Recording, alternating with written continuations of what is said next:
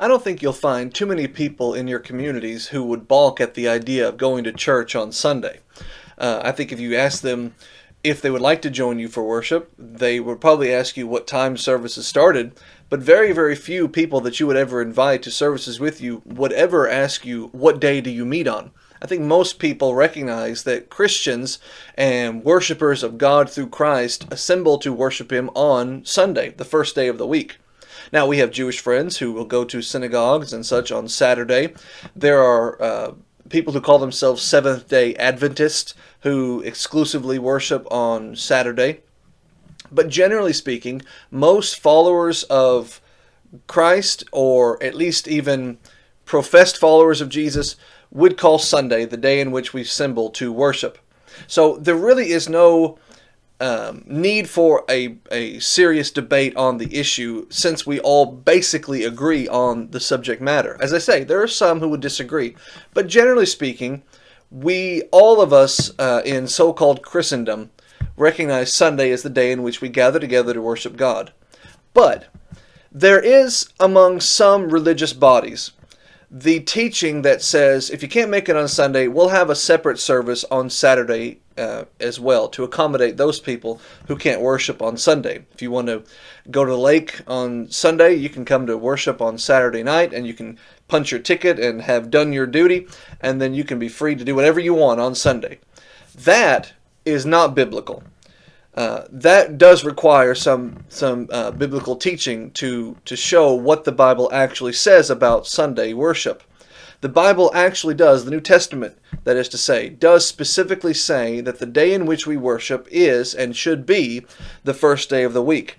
Now, some people will say, well, what's wrong with worshiping on Saturday? Of course, I would say nothing is wrong with worshiping on Saturday. I have many times worshiped on a Saturday, just as I have many times worshiped on a Monday or a Tuesday or a Friday. Every day of the week is a day in which we should give something to God, and we could offer something to God as a gift, and that is what worship is, the offering of gifts to the Lord, whether it's the gift of our voice in song, or the gift of our attention in Bible study, or the gift of our hearts and minds when we lift up a need in prayer.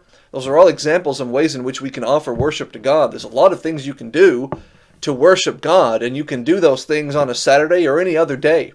But there is a day of the week that is commanded of us in which to worship.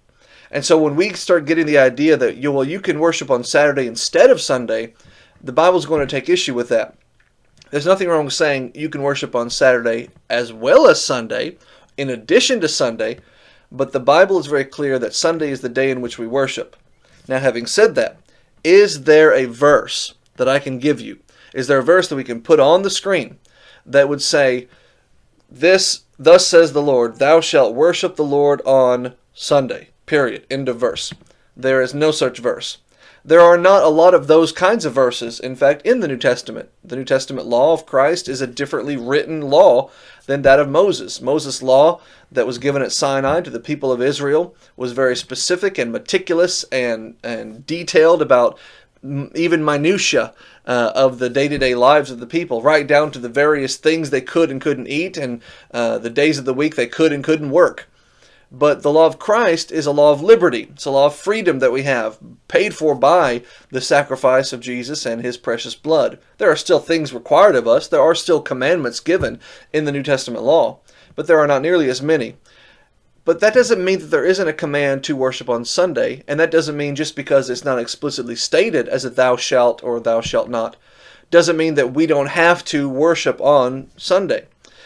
We need to remember and recognize that the Bible is a series of letters written to us for us to study and glean from and understand what God expects of us and what God wants us to do as we live the life that He calls us to live.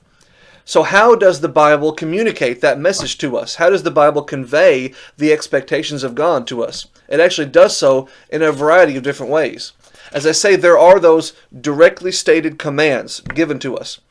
For example, Ephesians 5, verse 3, Paul says, fornication and uncleanness and covetousness, do not let them be named among you. So he's saying, avoid those sins. That is a directly stated command. Don't do this.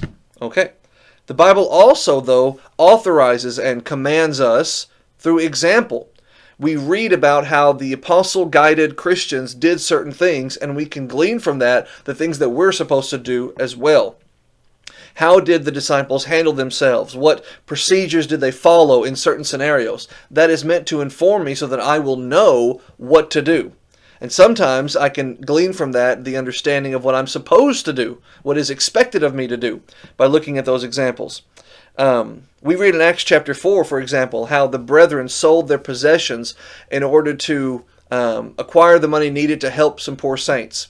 Well, there was no thou shalt command given there, but we see the way the disciples handled the situation, and by their example it informs us what we're supposed to do should a similar situation arise in our community.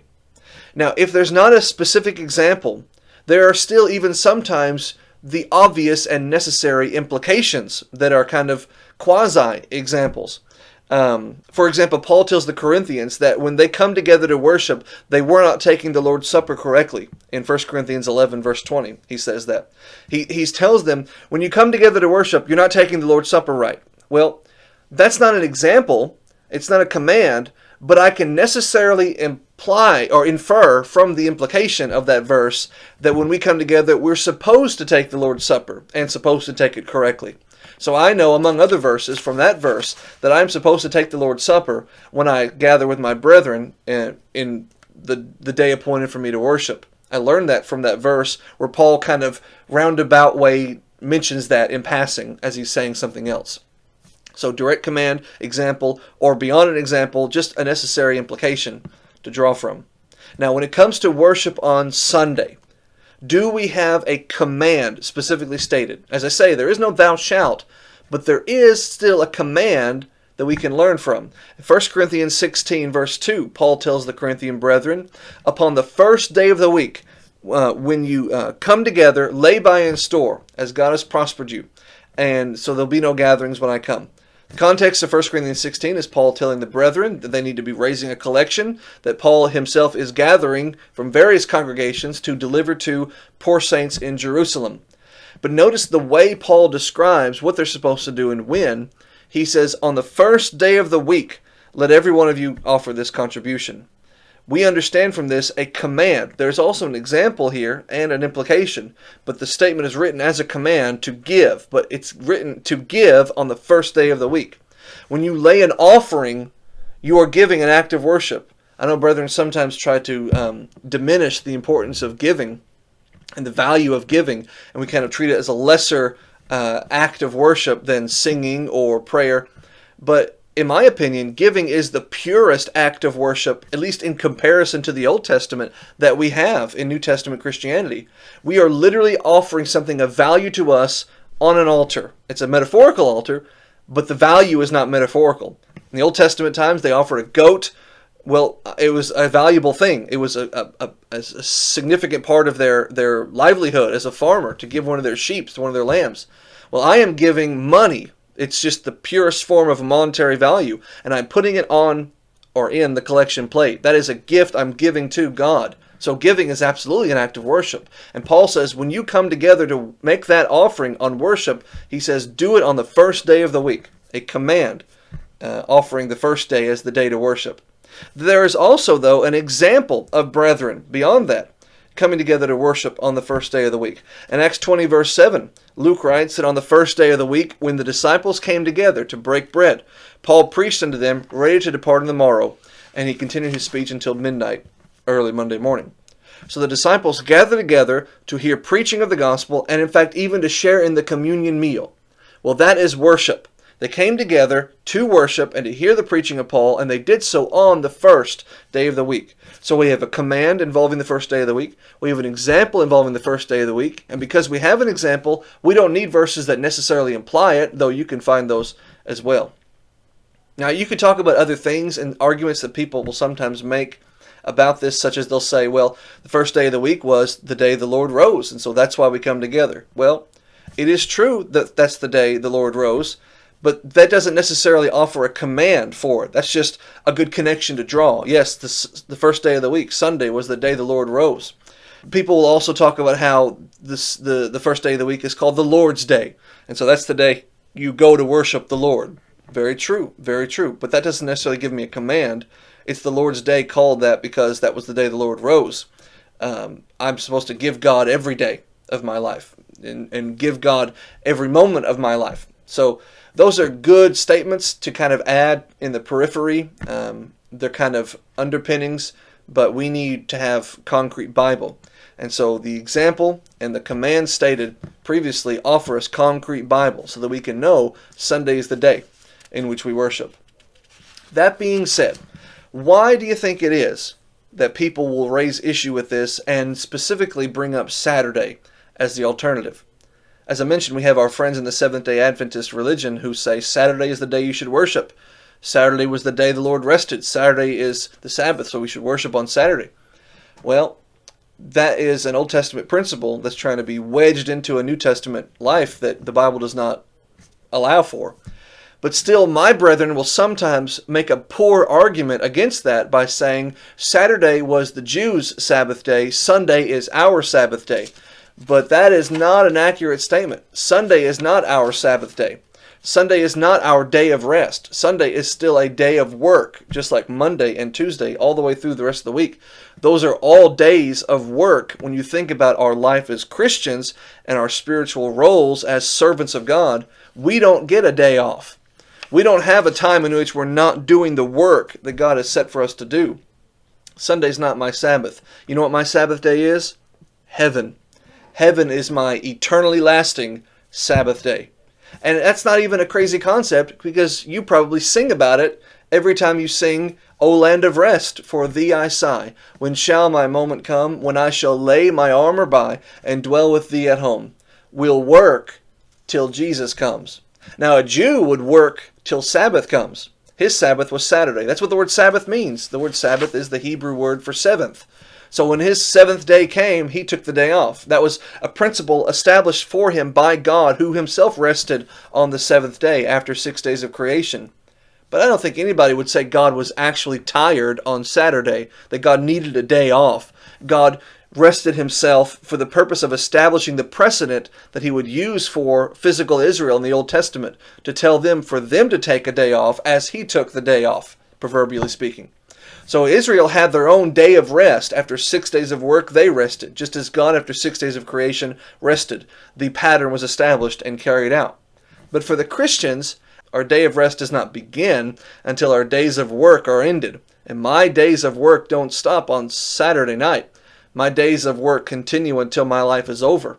And in fact, Paul makes that very point in Hebrews chapter 4, verses 9 and 10. He says, there remains therefore a rest, a Sabbath, for the people of God. That's the church. For he that has entered into his rest has also ceased from his works as God did from his.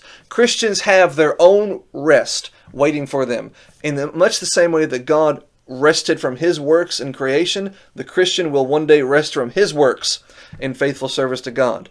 My rest time goes when I end this life. When this life is over and I am living with God in paradise forever, the heavenly abode.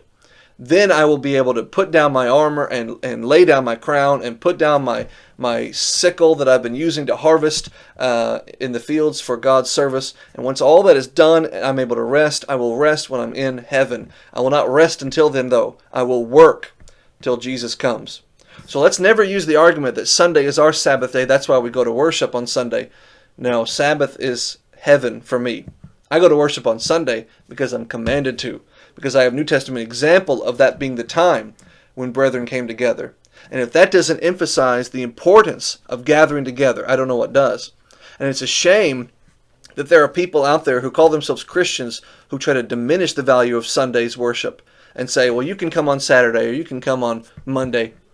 You can do that as well, and you should certainly give God something on all those days. But God commands you to give him something on the first day of the week. So that's the day we worship God. Thank you very much.